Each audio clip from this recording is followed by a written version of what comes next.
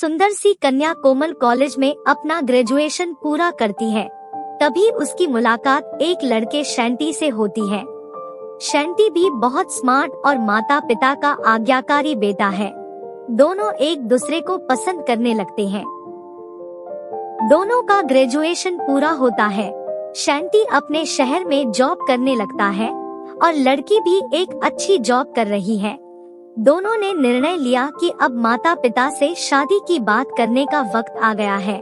लेकिन परेशानी यह है कि दोनों की कास्ट अलग अलग है। कोमल ब्राह्मण है और शैंटी राजपूत। शैंटी के समाज में दहेज बहुत जरूरी है, जो कि नगद में होता है।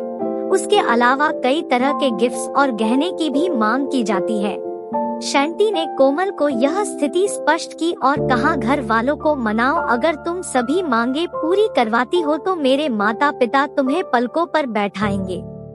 कोमल ने अपने माता पिता से यह बात कही। कोमल के माता पिता को यह बात पसंद नहीं थी, पर कोमल की जिद थी कि अगर मुझे दहेज दोगे तो मेरी इज्जत बढ़ेगी। कोमल के माता पिता सक्षम भी थे, बिना मांगे भी कोमल को बहुत कुछ दे सकते थे, पर उन्हें इस तरह दहेज की मांग करने वाले लोग पसंद नहीं आ रहे थे। लेकिन माता पिता कोमल की खुशी चाहते थे। उन्हें यह डर था कि कहीं उनकी बेटी ये ना सोचे कि वे अपनी बेटी को कुछ देना नहीं चाहते, इसलिए उन्होंने सभी शर्तें मानी। कोमल को मन ही मन यह गुमान था कि कास्ट अलग होने के बावजूद माता पिता ने उसकी शादी ससुराल के हिसाब से की। कोमल को विश्वास था कि उसे बेटी बनाकर रखा जाएगा, उसे वही प्यार दिया जाएगा जो उसके माता पिता ने दिया, क्योंकि उसने अपने ससुराल का मान रखा है। कोमल ने अपने घर से ससुराल विदा ली। ब्राह्मण कन्या राजपूत घर की बहू बनी। ससुराल में बहुत ज्यादा पर्दा प्रथा थी। बहू को मनचाहा खाने तक की स्वतंत्रता नहीं थी। कितनी भी भूख क्यों ना हो, घर की बहू सबके खाने के बाद ही खाएगी। यहाँ तक कि उसे घर के पुरुषों के सामने बैठने तक की इजाजत नहीं थी।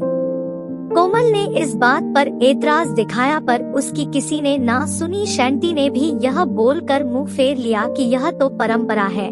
कोमल को जो गुमान था वो धरा के धरा रह गया। उसे अपने माता पिता की बात याद आई। जब उन्होंने समझाया था तो वह उनसे बहुत लड़ी थी। उसने ससुराल में बात करने का फैसला किया। कोमल ने अपने सास, ससुर और पति से बात की, लेकिन उन्होंने नहीं सुनी और उसे बहुत बेरहमी से पिटा गया।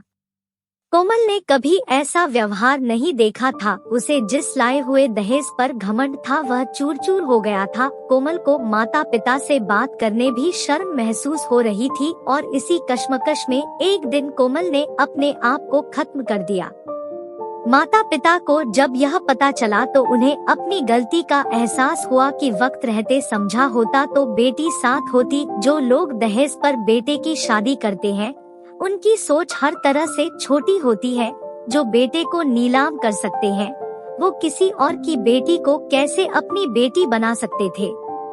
दहेज कभी खुशियों की चाबी नहीं बन सकता, यह बात सभी को समझनी होगी। इस दहेज प्रथा की कहानी में आपने पढ़ा होगा कि माता पिता ही नहीं, लड़की की सोच भी दहेज को सपोर्ट कर रही थी। कई बार लड़कियों को दहेज का गुमान हो जाता है, पर जो लोग लोभी होते हैं वो कभी अच्छे नहीं हो सकते। यह बात सबको समझने की जरूरत है। कहानियाँ जीवन में बहुत मायने रखती है। कई बार बड़ी से बड़ी डिग्री भी ज्ञान नहीं देती और एक छोटी सी कहानी जीवन बदल देती है। शिक्षाप्रद कहानी को आधार बनाकर अपने बच्चों को जीवन का सच्चा ज्ञान दे।